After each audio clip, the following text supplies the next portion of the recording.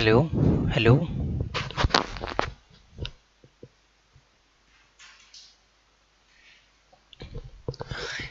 Hello, good morning all of you. कैसे हो सारे स्टूडेंट? आई होप सारे अच्छे होंगे। और कैसी चल रही है आपकी पढ़ाई? हाँ तो देखिए, मैं सोनी भारद्वाज आप लोगों के सामने फिर से इंडियन हिस्ट्री का एक नया टॉपिक लेके, तो एक बार लास्ट क्लास के बारे में चर्चा कर लेते हैं, हम कहाँ तक पढ़ चुके हैं, फिर आज की क्लास को स्टार्ट करते हैं। तो देखिए, हमारी जो लास्ट क्लास हुई थी, जो हमारी प्रीवियस क्लास हुई थी, तो उस प्रीवियस क्लास के अंदर हमने पढ़ा था तुगलक डायनेस्टी को, तुगलक वंश को। और जो तुगलक डायनेस्टी थी, तुगलक वंश था, उस तुगलक वंश में आप लोगों ने पढ़ा था गियासुद्दीन तुगलक को। उसके बाद आप लोगों ने पढ़ा था उसके बड़े बेटे जोना खां, जिसको जाना गया था मोहम्मद बिन तुगलक के नाम से। और आपने वहां पे ये भी पढ़ा था, वो एक पढ़ा लिखा होके एक पागल सुल्तान था। आज की क्लास में हम पढ़ते हैं मोहम्मद बिन तुगलक की डेथ के बाद में उसका छोटा भाई, जिसका नाम था फिरोज शाह तुगलक, उसी को पढ़ने वाले हैं, जो तुगलक वंश का एक इंपॉर्टेंट शासक माना जाता है। और एचएसएससी के अकॉर्डिंग यहाँ से क्वेश्चन आने की संभावना 90% बनी रहती है, क्योंकि फिरोज शाह तुगलक से के संबंध जो हैं वो हरियाणा के हिसार से रहे हैं, इसलिए यहाँ से क्वेश्चन आने की संभावना है। तो मैं बोर्ड पे लिख देता हूँ एक बार, जो आज की क्लास में आप पढ़ने वाले हो, फिरोज शाह तुगलक।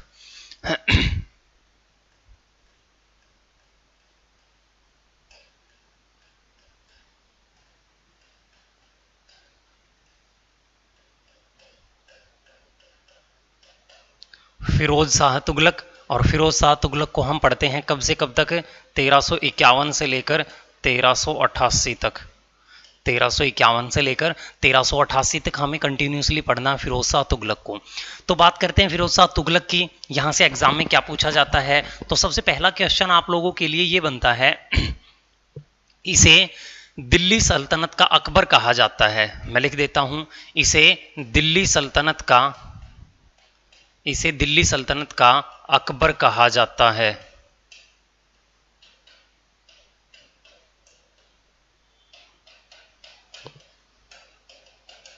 तो देखिए, मैंने ये लिखा है, इसे दिल्ली सल्तनत का अकबर कहा जाता है। अब आपके माइंड में ये आएगा, सर अभी अकबर तो पढ़ा ही नहीं है, यानी इस समय तो अकबर का जन्म भी नहीं हुआ है, फिर इसको अकबर कैसे कहा गया?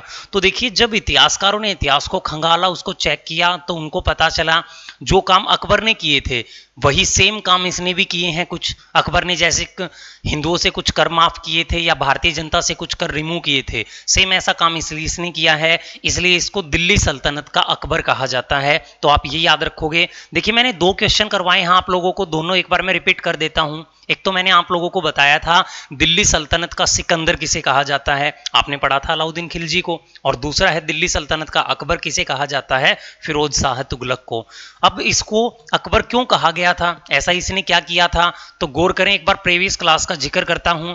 मैंने आपको बताया था अलाउद्दीन खिलजी ने सिकंदर बनने की याद में 24 कष्टदायी कर लगाए थे, याद होगा। इसने क्या किया, जो 24 कष्टदायी कर थे, इसने भारतीय जनता पर से वो 24 कष्टदायी जो कर थे वो कर माफ कर दिए। इसने जो 24 कष्टदायी कर थे वो 24 कष्टदायी कर माफ कर दिए, कहां से? भारतीय जनता पर से। और जैसे इसने ये कर माफ किए, तो इसको क्या कहा जाने लगा, दिल्ली सल्तनत का अकबर।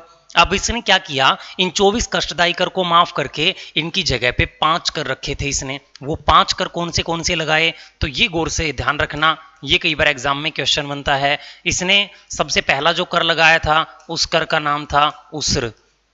बोल के बता देता हूं, इसने जो कर लगाया था वो था उस्र। उस्र कर क्या है, तो इसका मतलब है मुस्लिमों से, बोर्ड पे लिख देता हूं मैं, मुस्लिमों से लिया जाने वाला,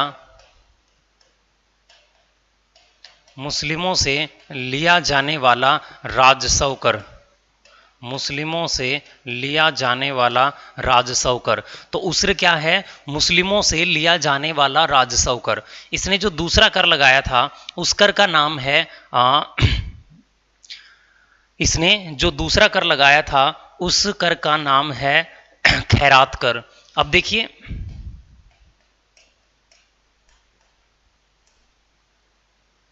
खैरात कर, इसका मतलब है गैर मुस्लिमों से, इसका मतलब है गैर मुस्लिम।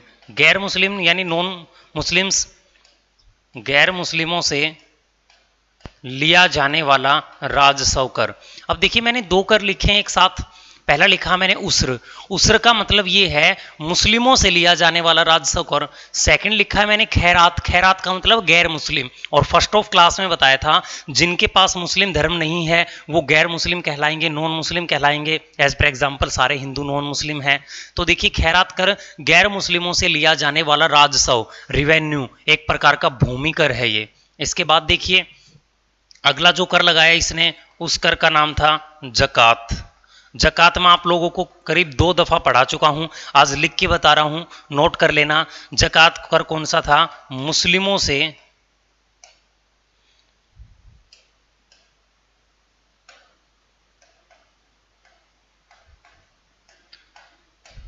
मुस्लिमों से लिया जाने वाला,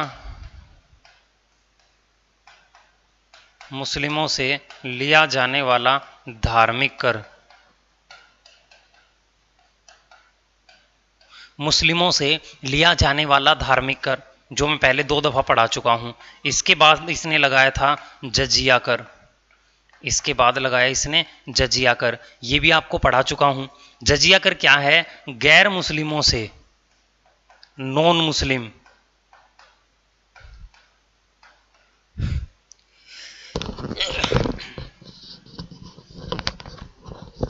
सॉरी।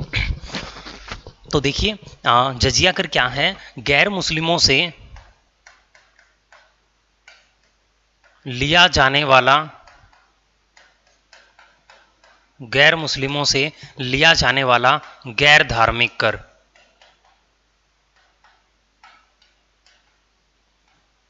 गैर धार्मिक कर, तो मैंने बोर्ड पे लिखा है गैर मुस्लिमों से लिया जाने वाला गैर धार्मिक कर। अब एक बार देखिए बोर्ड पे सारे के सारे कर मैं अच्छे से समझाता हूं, मैंने लिख दिए हैं।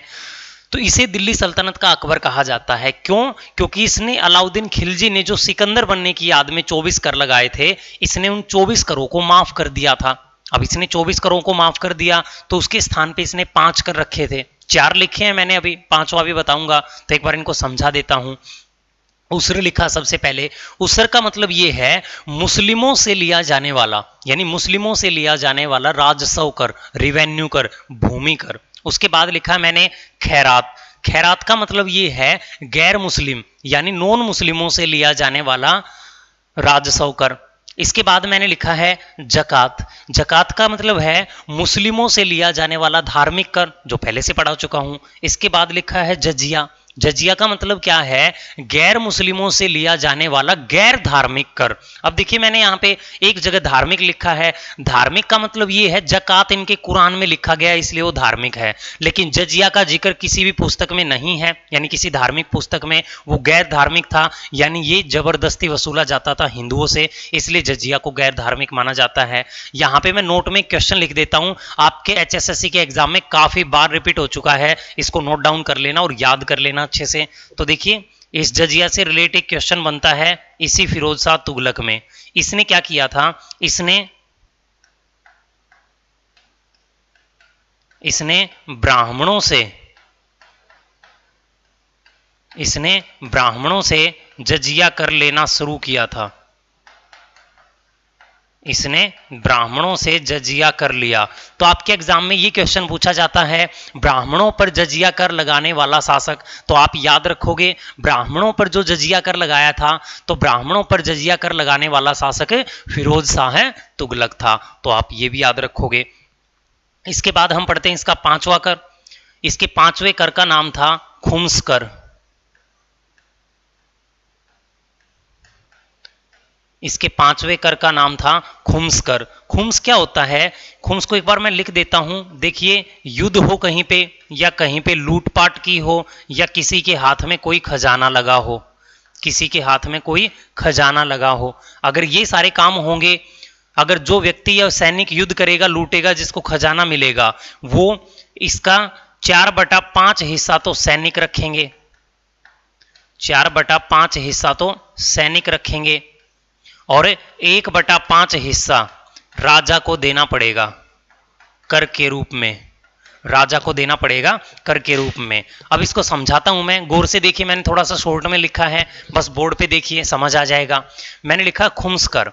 खुम्सकर क्या है, अगर कहीं पे युद्ध हो, युद्ध में सैनिकों ने कुछ माल लूट लिया हो या कहीं पे लूटपाट कर ली हो या किसी भी व्यक्ति को कोई खजाना मिल गया हो, तो जो मिलने वाला व्यक्ति है जिसके हाथ में ये खजाना, ये लूट का माल लगेगा, वो अपने पास, यानी वो सैनिक, वो व्यक्ति अपने पास टोटल माल का 4/5 हिस्सा अपने पास रखेंगे, लेकिन उस खजाने में से राजा को 1/5 हिस्सा देना पड़ेगा। और इस प्रकार के कर को राजा ने नाम क्या दिया था, खुम्सकर। तो याद रखेंगे फिरोज शाह तुगलक ने ये 5 कर लगाए थे। ये पांचों के पांचों कर आप याद रख लेना, कोई भी एग्जाम में पूछा जा सकता है। लेकिन ये जरूर याद रखोगे आप, ब्राह्मणों पर जजिया कर किसने लगाया था, तो जो ब्राह्मण हैं, ब्राह्मणों पर जो जजिया कर था ये फिरोज शाह तुगलक ने लगाया था। अब बढ़ते हैं आगे की ओर। इसके बाद हम आगे कंटिन्यू करते हैं।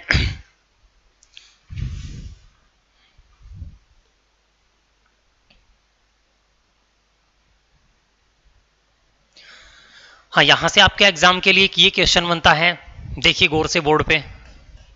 इसने भारत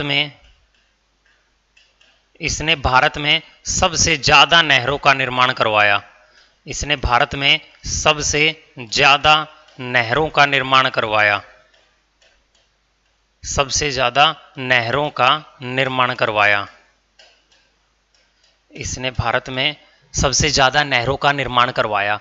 अब देखिए, मैंने आपको ऐसे 2 क्वेश्चन करवा दिए, एक आज और एक गयासुद्दीन तुगलक में, तो दोनों अलग अलग हैं, दोनों को सेम ना करें आप। गयासुद्दीन तुगलक में मैंने आपको ये पढ़ाया था कि गयासुद्दीन तुगलक ने, उसने सर्वप्रथम नहरों का निर्माण करवाया था। सर्वप्रथम का मतलब फर्स्ट टाइम, पहली बार नहरों का निर्माण करवाया गया था। और इसने क्या किया है, इसने सबसे ज्यादा नहर बनवाई है, मैक्सिमम बनवाई है, यानी कि ज्यादा नहरें किसने बनवाई थी, फिरोज शाह तुगलक ने। लेकिन यहां एचएसएससी का एक क्वेश्चन मैं लिख देता हूं, साथ के साथ याद कर लेना इसे अच्छे से। तो ये क्वेश्चन क्या बनता है यहां पे, इसने हरियाणा में सिरसा नहर का निर्माण करवाया।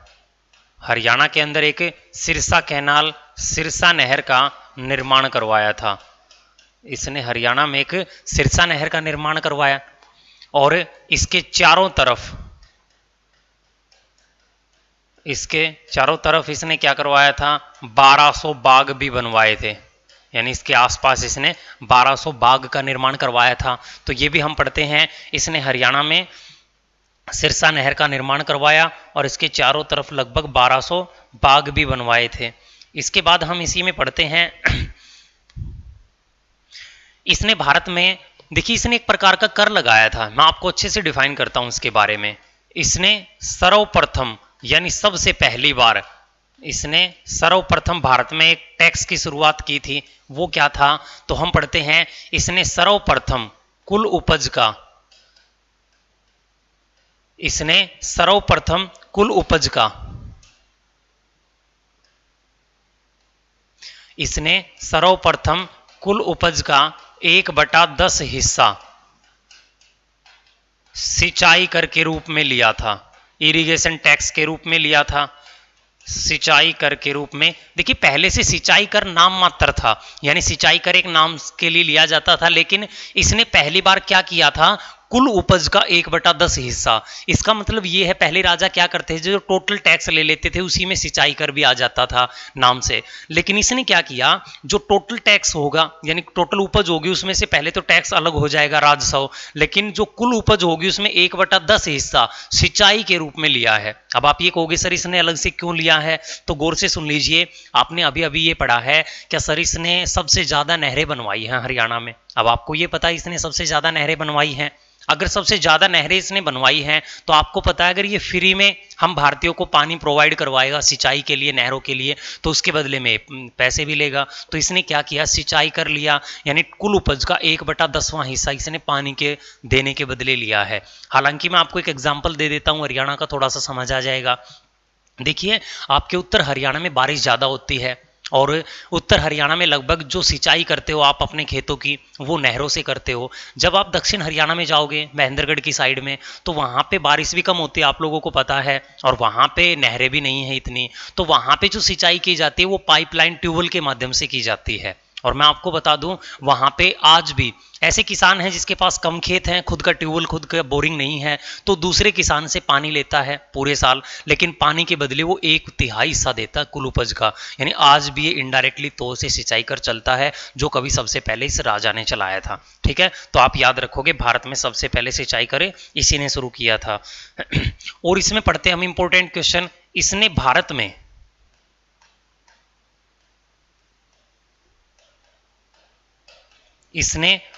में लगभग 300 से ज्यादा नगर बसाए थे। इसने भारत में लगभग 300 से ज्यादा नगर बसाए थे। तो हम पढ़ते हैं, इसने भारत में 300 से ज्यादा नगर बसाए थे। इसने भारत में 300 से ज्यादा नगर बसाए थे। इनमें से हमें सिर्फ इंपॉर्टेंट नगर लिखने हैं। एज पर एग्जाम्पल मैं लिख देता हूं, सबसे पहले हिसार, इसने हिसार ए फिरोजा के नाम से शहर बसाया था। इसके बाद हम इसमें पढ़ते हैं, इसने दूसरा जो शहर बसाया था वो था फतेहाबाद। इसने एक शहर बसाया था फतेहाबाद। इसने तीसरा जो शहर बसाया था उसका नाम था फिरोज शाह कोटला। इंपॉर्टेंट है ये भी, फिरोज शाह कोटला। इसने चौथा जो शहर बसाया था वो था फिरोजाबाद। फिरोजाबाद। इसने एक शहर बसाया था फिरोजपुर। इसने एक शहर बसाया था जौनपुर। अब देखिए, मैंने सबसे पहले लिखा है हिसार। लगभग ये सारे कहाँ पे पड़ते हैं एक बार बोल के बता देता हूं। आपको पता है जो हिसार है ये हरियाणा में है। आपको ये भी पता है जो फतेहाबाद है ये दोनों के दोनों कहाँ पे हैं, आपके हरियाणा में है। अब देखिए, HSSC कलरक में यहाँ से एक एग्जाम आया था, एग्जाम में क्वेश्चन आया था। उस क्वेश्चन पे थोड़ा सा डाउट था सारे स्टूडेंट का, जो डाउट क्लियर कर देता हूं मैं। वैसे HSSC में ऐसे काफी सारे क्वेश्चन बनते हैं जिन पे काफी सारे डाउट बनते हैं। तो एग्जाम में ये पूछा गया था इनमें से कौन सा शहर फिरोज शाह तुगलक के द्वारा बसाया गया था। ऑप्शन में हिसार फतेहाबाद दोनों दे दिए। आप तो ये कहोगे सर ने तो हिसार फतेहाबाद दोनों लिखवाए थे और एग्जाम में भी दोनों दे दिए, अब एक आंसर कैसे करें। तो वहां पे क्या हुआ था, वहां पे ऑप्शन या HSSC ने फतेहाबाद को माना था। हालांकि हिसार भी तो इसका बसाया हुआ है, लेकिन वहां पे HSSC ने ये स्टेटमेंट दे दी कि इनमें से पहले कौन सा बसाया था। तो ऐसा तो क्वेश्चन में गिवन नहीं था, तो ऐसे तो कोई भी HSSC का ये मान लीजिए बिल्कुल गलत ही क्वेश्चन था वो। हाँ, अगर बात आए पहले और बाद की तो फतेहाबाद पहले बसाया था, हिसार बाद में बसाया था, लेकिन दोनों के दोनों फिरोज शाह तुगलक ने ही बसाए थे। तो आपको पता है दोनों के दोनों हरियाणा में हैं। इसके बाद देखिए फिरोज शाह कोटला। तो फिरोज शाह कोटला कहाँ पे है, दिल्ली में है। ठीक है, तो याद रखोगे, शायद लड़कों को तो पता भी होगा, फिरोज शाह कोटला में क्रिकेट का स्टेडियम है जिसका प्रेजेंट में नाम क्या है, अरुण जेटली स्टेडियम। ठीक है, इसके बाद देखिए फिरोजाबाद। देखिए जो ये फिरोजाबाद है, ये फिरोजाबाद कहां पर है आपको बता दूं, जो ये फिरोजाबाद है ये फिरोजाबाद यूपी के अंदर है। ये है अलीगढ़ के पास यूपी के अंदर। और यहां से क्वेश्चन बनता है, इसे ग्लास सिटी बोला जाता है। इसको ग्लास सिटी, ग्लास सिटी यानी कि भारत की कांच नगरी, इसको बोला जाता है भारत की कांच नगरी यानी ग्लास सिटी। जो फिरोजपुर है ये कौन सा है, पंजाब वाला। जो फिरोजपुर है ये कौन सा है, पंजाब वाला। तो याद रखोगे इसने पंजाब का फिरोजपुर। और जो ये जौनपुर है ये यूपी बिहार की सीमा पे है, और ये इसने क्या किया था, अपने भाई जोना खां के नाम पर बसाया था। इसने इसको अपने भाई जोना खां के नाम पे बसाया था, बड़े भाई के नाम पे इसने एक शहर बसाया था जिसका नाम है जौनपुर। अब देखिए इसने एक दो क्वेश्चन और करवाता हूं, आपके हरियाणा से ही हैं। आपने ये जरूर सुना होगा अंबाला के टोपरा में एक अभिलेख था अशोक का। तो हम पढ़ते हैं अशोक का एक अभिलेख था, इंक्रिप्शंस। तो हम पढ़ते हैं अशोक का एक अभिलेख था अंबाला के टोपरा में। इसने क्या किया, इस अभिलेख को अंबाला से कहां रखवा दिया, दिल्ली। इसने क्या किया, इस अभिलेख को अंबाला से दिल्ली रखवा दिया। तो हम पढ़ते हैं इसने इसको क्या किया, अंबाला से दिल्ली रखवा दिया। इसने इस अभिलेख को क्या किया, अंबाला से दिल्ली के फिरोज शाह कोटला के किले में रखवा दिया। सेम काम इसने और क्या किया, मेरठ अभिलेख को, एक मेरठ अभिलेख भी था। तो हम पढ़ते हैं इसने एक काम और क्या किया, मेरठ अभिलेख को इसने कहाँ रखवा दिया, दिल्ली में। तो याद रखेंगे अंबाला के टोपरा अभिलेख को, मेरठ अभिलेख को इसने दिल्ली के फिरोज शाह कोटला के किले के अंदर इसने रखवा दिया था। तो ये भी इसने इंपॉर्टेंट काम किया था। इसके बाद हम इसमें पढ़ते हैं, इसका इंपॉर्टेंट क्वेश्चन है, इसको भी थोड़ा सा याद रखोगे। इसने चांदी तथा तांबे के मिक्स सिक्के चलवाए थे, चांदी तथा तांबे के कुछ मिक्सअप सिक्के चलवाए थे, और इन सिक्कों का नाम याद रख लेना। एक सिक्कों को, इन सिक्कों को अद्धा तथा विख बोला जाता था। इन सिक्कों का नाम क्या था, अद्धा तथा विख। तो हम पढ़ते हैं इसने सिक्के चलवाए थे अद्धा तथा विख नाम के सिक्के, चांदी और तांबे के। तो हम पढ़ते हैं चांदी और तांबे के अद्धा तथा विख नामक सिक्के भी इसने चलवाए थे। तो ये भी आप याद रखोगे। इसके बाद हम पढ़ते हैं इंपॉर्टेंट, एक बार मैं नेक्स्ट स्लाइड ले लेता हूं। इसने हिमाचल प्रदेश के, देखिए ये आपका सुना हुआ होगा, इसने हिमाचल प्रदेश के कांगड़ा डिस्ट्रिक्ट, पहले पढ़ा चुका हूं मोहम्मद गजनी के अंदर, इसने हिमाचल प्रदेश के कांगड़े जिले में, कांगड़ा जिले में एक स्थान है जिसका नाम है नगरकोट। याद आया थोड़ा सा। और नगरकोट में एक मंदिर है जिस मंदिर का नाम है ज्वालामुखी मंदिर, जिस मंदिर का नाम है ज्वालामुखी मंदिर, जिस ज्वालामुखी मंदिर के ऊपर कभी मोहम्मद गजनी ने अटैक किया था। तो हम पढ़ते हैं इसने क्या किया, हिमाचल प्रदेश के कांगड़ा जिले के अंदर नगरकोट नामक एक स्थान है। इस नगरकोट में एक मंदिर है जिस मंदिर का नाम है ज्वालामुखी मंदिर। इस ज्वालामुखी मंदिर के ऊपर इसने अटैक करवा दिया। इस ज्वालामुखी मंदिर के ऊपर इसने अटैक किया और अटैक करके इस मंदिर को इसने नष्ट कर दिया। तो हम पढ़ते हैं इस मंदिर को इसने नष्ट कर दिया। लेकिन यहाँ से एग्जाम के लिए क्वेश्चन क्या बनेगा, इसने क्या किया, इस मंदिर से लगभग 1300 हिंदू धर्म ग्रंथ लूट लिए। इसने लगभग 1300 हिंदू धर्म ग्रंथ लूट लिए। और इसने क्या किया, इन 1300 ग्रंथों में से इसने क्या किया, इन 1300 ग्रंथों में से कुछ ग्रंथों को जलवा दिया, कुछ ग्रंथों को जलवा दिया। तो हम पढ़ते हैं इसने 1300 हिंदू ग्रंथों को लूट लिया वहां के मंदिर से, और कुछ ग्रंथों को इसने जलवा दिया। और इसने क्या किया, कुछ ग्रंथों को बचे हुए ग्रंथों को, टेक्स्ट ग्रंथों को इसने क्या किया, अपने लेखक से, बचे हुए ग्रंथों को इसने क्या किया, अपने लेखक से, इसका एक लेखक था जिसका नाम था उपाउद्दीन, इसका एक लेखक हुआ करता था जिसका नाम था उपाउद्दीन। इसने क्या किया, 1300 ग्रंथों को लूटा, कुछ ग्रंथों को जलवा दिया, और कुछ ग्रंथों को, इसका एक लेखक था जिसका नाम था उपाउद्दीन के हाथों इसने क्या किया, फारसी भाषा में अनुवाद करवा दिया, फारसी में ट्रांसलेट करवा दिया, फारसी भाषा में उसको अनुवाद करवा दिया। तो हम पढ़ते हैं इसने अपने लेखक से फारसी भाषा में अनुवाद करवा दिया और इनका नाम चेंज करवा दिया। इनका जो नाम है वो इसने अपने नाम पर रखवा दिया, दलायते फिरोज शाही। इसने इनका नाम रखवाया दलायते फिरोज शाही, इनका नाम रखवा दिया इसने दलायते फिरोज शाही। फिर से देखिए बोर्ड पे, इसने क्या किया, हिमाचल प्रदेश के कांगड़ा डिस्ट्रिक्ट के अंदर अटैक किया, और कांगड़ा डिस्ट्रिक्ट के अंदर अटैक करके ज्वालामुखी मंदिर पर अटैक किया और उसे पूर्ण रूप से नष्ट कर दिया। और वहां से इसने लगभग 1300 हिंदू ग्रंथ लूट लिए, जिनमें से कुछ ग्रंथों को तो इसने जलवा दिया, कुछ ग्रंथों को इसने अपने लेखक उपाउद्दीन से फारसी भाषा में ट्रांसलेट करवा दिया, और इसने उनका नाम दलायते फिरोज शाही रखा, जो अपने नाम पे रखा था इसने उन ग्रंथों का नाम। तो आप ये भी याद रखोगे यहाँ पे। हाँ, यहाँ पे एक इंपॉर्टेंट क्वेश्चन बनता है, एसएससी में एक दो बार दफा पूछ चुके हैं इस क्वेश्चन को। तो देखिए, दिल्ली सल्तनत का आपसे पूछा जाता है, दिल्ली सल्तनत का एकमात्र सुल्तान बताइए। दिल्ली सल्तनत का एकमात्र सुल्तान जिसने अपनी जीवनी लिखी थी, जिसने अपनी ऑटोबायोग्राफी लिखी थी, और वो यही था। इसने अपनी ऑटोबायोग्राफी लिखी थी और इस ऑटोबायोग्राफी का नाम क्या था, फतूहात ए फिरोज शाही। इसका नाम था फतूहात ए फिरोज शाही, फतूहात ए फिरोज शाही।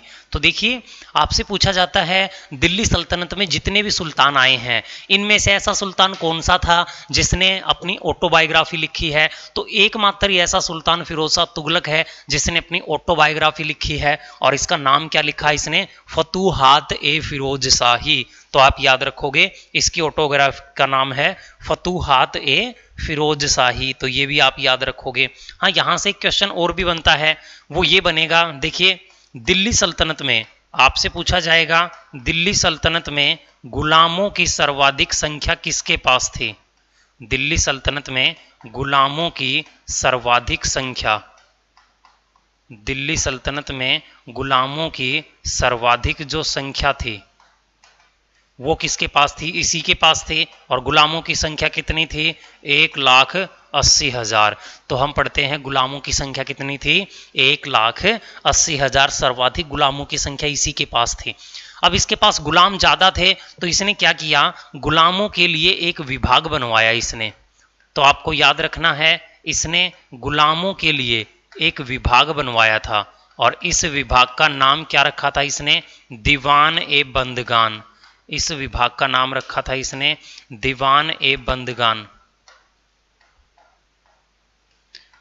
दीवान ए बंदगान।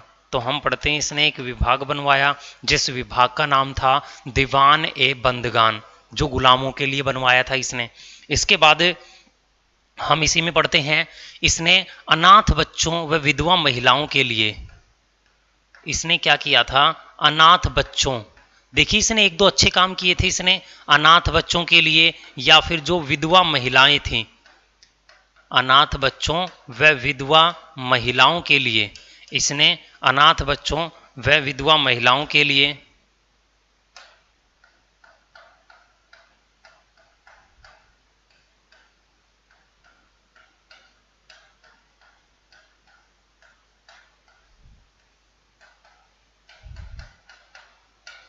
इसने अनाथ बच्चों व विधवा महिलाओं के लिए भी एक विभाग बनवाया था, इनके लिए भी एक विभाग बनवाया था, यानी इनमें खैरात बांटने के लिए, पैसे बांटने के लिए इनके लिए एक विभाग बनवाया था। और वो विभाग का नाम क्या था, दीवान ए खैरात। इनकी सहायता करने के लिए, आर्थिक सहायता करने के लिए ये विभाग बनवाया था जिस विभाग का नाम था दीवान ए खैरात, जिसका नाम था दीवान ए खैरात। तो ये भी आप याद रखोगे। तो देखिए मैंने बोर्ड पे क्या लिखा है एक बार फिर से मैं बोल के बता देता हूं। इसने दिल्ली सल्तनत में गुलामों की, इसके समय में दिल्ली सल्तनत में सर्वाधिक गुलामों की संख्या थी। तो देखिए दिल्ली सल्तनत में आपसे ये पूछा जा सकता है किस सुल्तान के यहाँ गुलाम सबसे ज्यादा रखे जाते थे, फिरोज शाह तुगलक के। क्यों, क्योंकि यहाँ पे गुलामों की संख्या लगभग 1,80,000 थी। इसके बाद क्वेश्चन बनता है गुलामों की देखरेख के लिए इसने एक विभाग बनवाया था, क्योंकि गुलाम ज्यादा थे तो इनकी देखरेख के लिए एक विभाग बनवाया जिसका नाम था दीवान ए बंदगान। इसके बाद हम पढ़ते हैं इसने अनाथ बच्चों की, विधवा महिलाओं की आर्थिक सहायता करने के लिए, उनमें खैरात पैसे बंटवाने के लिए दीवान खैरात नामक एक नया विभाग बनवाया था। इसके बाद इसे आगे कंटिन्यू करते हैं तो हम पढ़ते हैं इसने गरीबों की सहायता करने के लिए, तो हम पढ़ते हैं इसने गरीबों की सहायता करने के लिए, इसने गरीबों की सहायता करने के लिए एक विभाग बनवाया था। इसने गरीबों की सहायता करने के लिए, सॉरी एक विभाग नहीं, एक अस्पताल बनवाया था। इसने गरीबों की सहायता करने के लिए एक हॉस्पिटल बनवाया था जिसका, जो कि कहाँ बनवाया था, दिल्ली के अंदर। और इस अस्पताल का नाम क्या था, दार उल शिफा। इसका नाम था दार उल शिफा। तो हम पढ़ते हैं इसने एक हॉस्पिटल बनवाया था जिसका नाम था दार उल शिफा। तो आप ये भी याद रखोगे इसने एक हॉस्पिटल बनवाया था जिसका नाम था दार उल शिफा। इसके बाद हम ये पढ़ते हैं, बात है 1369 की, बात है 1369 की। 1369 में इसने क्या किया था, कुतुब मीनार की, 1369 में इसने कुतुब मीनार की 5वीं मंजिल का निर्माण करवाया था, 5वीं मंजिल का निर्माण करवाया था, 5वीं मंजिल का निर्माण करवाया। तो हम पढ़ते हैं कुतुब मीनार की 5वीं मंजिल का निर्माण करवाया था। तो देखिए मैं आपको कुतुब मीनार से रिलेट एक दो क्वेश्चन बता देता हूँ, अच्छे से समझ लीजिए, सिर्फ सारा का सारा खेल समझने का है। आपसे एग्जाम में ये पूछा जाएगा कुतुब मीनार का निर्माण कार्य किसने प्रारंभ किया, तो आप पढ़ते हो 1199 में कुतुबुद्दीन ऐबक ने, बिल्कुल ठीक। फिर आपसे ये पूछा जाएगा कुतुब मीनार का निर्माण कार्य पूरा किसने किया, 1229 में, इल्तुतमिश, आप पढ़ के आए हो। फिर काम पूरा हो चुका तो इसने 5वीं मंजिल कैसे बनवा दी, तो देखिए इसकी 4 ही मंजिलें बननी थी और 4 ही मंजिलें प्रस्तावित थी, लेकिन हुआ क्या, फिरोज शाह तुगलक के समय में आकाशीय बिजली गिरने की वजह से चौथी मंजिल खंडित हो गई। अब इसने क्या किया, चौथी मंजिल को तो पुनर्निर्माण फिर से करवा दिया, उसके ऊपर 5वीं मंजिल रखवा दी। तो आपसे एग्जामिनर ये पूछ लेता है कुतुब मीनार की 5वीं मंजिल कब और किसने बनवाई, 1369 में किसने बनवाई, फिरोज शाह तुगलक ने। इसके बाद तो अभी सिकंदर लोधी आएगा, वो भी इसका पुनर्निर्माण करवाएगा, जो आने वाली क्लास में आप पढ़ने वाले हो। इसके बाद हम पढ़ते हैं 1388 में इसकी डेथ हो गई, इसकी मृत्यु हो गई। अब देखिए आपको एक बात बता देता हूं अच्छे से, अगर आपसे ये पूछ लिया जाए दिल्ली सल्तनत पे सर्वाधिक समय तक शासन करने वाला वंश कौन सा है, तो सब सर्वाधिक समय तक शासन किसने किया था, तुगलक वंश ने किया था। और तुगलक वंश में हमें मैन्युअली 3 ही शासक पढ़ने होते हैं, जो पढ़ लिए हैं, गयासुद्दीन तुगलक, मोहम्मद बिन तुगलक और फिरोज शाह तुगलक। इसके बाद अब जितने राजा जितने सुल्तान आएंगे इसी वंश के अंदर, सारे के सारे अयोग्य होंगे, किसी में पढ़ने का कुछ भी नहीं है, क्योंकि उन्होंने ऐसा काम ही नहीं किया जो हमारे एग्जाम में पूछा जाए। अब हम इस वंश को खत्म करते हैं और इसके लास्ट शासक को पढ़ते हैं, वहां से एक ही क्वेश्चन बनता है। तो हम पढ़ते हैं इसके बाद नसीरुद्दीन शाह तुगलक को। इसके बाद हम पढ़ते हैं नसीरुद्दीन शाह तुगलक। अब जो ये नसीरुद्दीन शाह तुगलक है, इन्होंने कब से कब तक शासन किया था, 1398 से 1414 तक। अब देखिए इसको क्यों पढ़ा जाता है, इसके समय में एक इंपॉर्टेंट काम हुआ था। वो इंपॉर्टेंट काम क्या हुआ था वो देखिए, इसको सॉरी 1398 की बजाय 1394 कर लेना, 1394 से 1414। इसके समय में 1398 में भारत में मोस्ट इंपोर्टेंट क्वेश्चन, भारत में तैमूर लंग का आक्रमण हुआ था, भारत में तैमूर लंग का अटैक हुआ था, तैमूर लंग का आक्रमण हुआ था। तो हम पढ़ते हैं 1398 में भारत में तैमूर लंग का आक्रमण। मैंने आपको ये बताया था इतिहास के 2 सबसे क्रूर शासकों के नाम, तो इतिहास के 2 सबसे जो क्रूर शासक हैं, उन क्रूर शासकों में आप याद रखोगे, इतिहास के 2 जो सबसे क्रूर शासक हैं, उन क्रूर शासकों में एक चंगेज खां, तो आपने वो भी याद रखना पड़ेगा। चंगेज खां का पहला अटैक या मंगोलों का पहला अटैक जो 1221 में इल्तुतमिश के समय हुआ था, और तैमूर लंग का पहला अटैक किसके समय में, नसीरुद्दीन शाह तुगलक के समय में 1398 में। क्वेश्चन यहाँ पे ऐसे पूछा जाएगा आपसे, तैमूर लंग का आक्रमण भारत में पहली बार कब हुआ, 1398। या फिर ये पूछा जाएगा तैमूर लंग के आक्रमण के समय दिल्ली सल्तनत के सुल्तान कौन थे, नसीरुद्दीन शाह तुगलक थे। अब तैमूर लंग ने क्या किया, अटैक कर दिया भारत में, और भारत में अटैक करके अपने विजित प्रदेश यानी अपने जीते हुए स्थान अपने प्रतिनिधि को देके चला गया। तो हम पढ़ते हैं तैमूर लंग ने क्या किया, तैमूर लंग ने क्या किया, लिख देता हूं मैं यहां पे, थोड़ा सा समझ आ जाएगा आप लोगों को। तैमूर लंग ने अपने विजित प्रदेश, तैमूर लंग ने क्या किया, अपने जितने भी विजित प्रदेश थे, ये सारे के सारे विजित प्रदेश अपने प्रतिनिधि रिप्रेजेंटेटिव को देके भारत से चला गया। रिप्रेजेंटेटिव प्रतिनिधि जिसका नाम था खिजर खां, जिसका नाम था खिजर खां। तो हम पढ़ते हैं खिजर खां को देकर चला गया। तैमूर लंग ने क्या किया, अपने जीते हुए प्रदेश खिजर खां को दे दिया, और खिजर खां ने क्या किया, खिजर खां ने नसीरुद्दीन तुगलक की हत्या कर दी। इसने क्या किया, नसीरुद्दीन तुगलक की हत्या कर दी। तो हम यहाँ पे पढ़ते हैं तैमूर लंग ने अपने विजित प्रदेश खिजर खां को दिए, और खिजर खां ने क्या किया, 1414 में नसीरुद्दीन शाह तुगलक की हत्या कर दी, यानी तुगलक वंश को भी खत्म कर दिया। और तुगलक वंश खत्म हुआ और गद्दी पे कौन बैठा, खिजर खां बैठा गद्दी के ऊपर। और जैसे ही गद्दी के ऊपर खिजर खां बैठा, उसके बाद हम पढ़ते हैं खिजर खां के गद्दी पे बैठने के बाद उसने एक नए वंश की शुरुआत कर दी, और जिस नए वंश का था नाम सैयद वंश, सैयद डायनेस्टी। वैसे आपको बता दूं तुगलक वंश खत्म हो चुका है, अब जो अगला वंश होगा इसका नाम है सैयद वंश, सैयद डायनेस्टी।